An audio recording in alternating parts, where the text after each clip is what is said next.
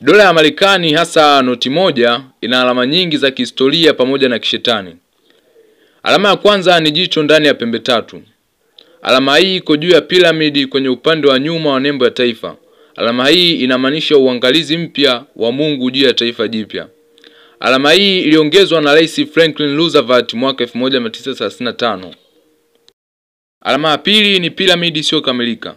Piramidi hiyo imebeba siri nzito za Marekani, kwanza ikiwa na maana ya kwamba ukuaji wa Marekani lakini bado haujakamilika.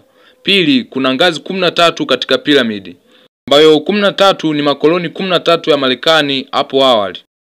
Alama ya tatu ni maneno ya Kilatini. Katika dola ya Kimarekani kuna maneno ya Kilatini ambayo neno la kwanza kwa Kiswahili linamaanisha yeye amebariki jitihada zetu. Lakini neno la pili kwa Kiswahili linamaanisha mpangilio mpya wa enzi. Maneno haya ukiunganisha yanaleta maana kuwa yeye amebariki mpangilio mpya wa enzi ama utawala. Alama ya nne ni namba 13. Nadhani watu wengi wanaisikia sana namba 13 lakini hawajajua vizuri. Kwanza namba 13 ni namba ya Illuminati katika imani. Pia namba 13 ni majini ya kale yaliyofungwa kwa kiapo cha damu. Pia namba 13 hiyo ni hatua ya sadaka ya damu. Kwa namba 13 katika dola ya Kimarekani imetokea mara 13.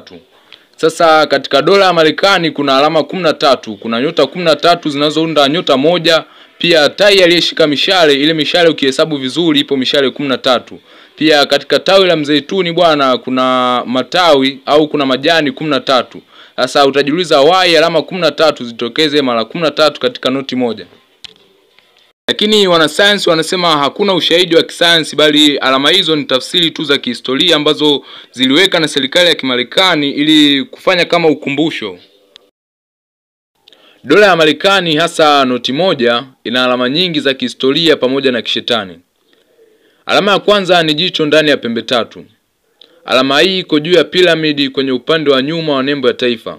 Alama hii inamaanisha uangalizi mpya wa Mungu juu ya taifa jipya. Alama hii iliongezwa na Rais Franklin Roosevelt mwaka 1935. Alama ya pili ni piramidi isiyokamilika.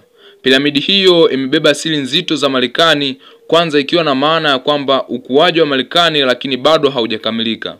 Pili, kuna ngazi 13 katika piramidi, ambayo 13 ni makoloni 13 ya Marekani hapo awali. Alama ya tatu ni maneno ya Kilatini. Katika dola ya Kimarekani kuna maneno ya Kilatini ambayo neno la kwanza kwa Kiswahili linamaanisha yeye amebariki jitihada zetu. Lakini neno la pili kwa Kiswahili linamaanisha mpangilio mpya wa enzi. Maneno haya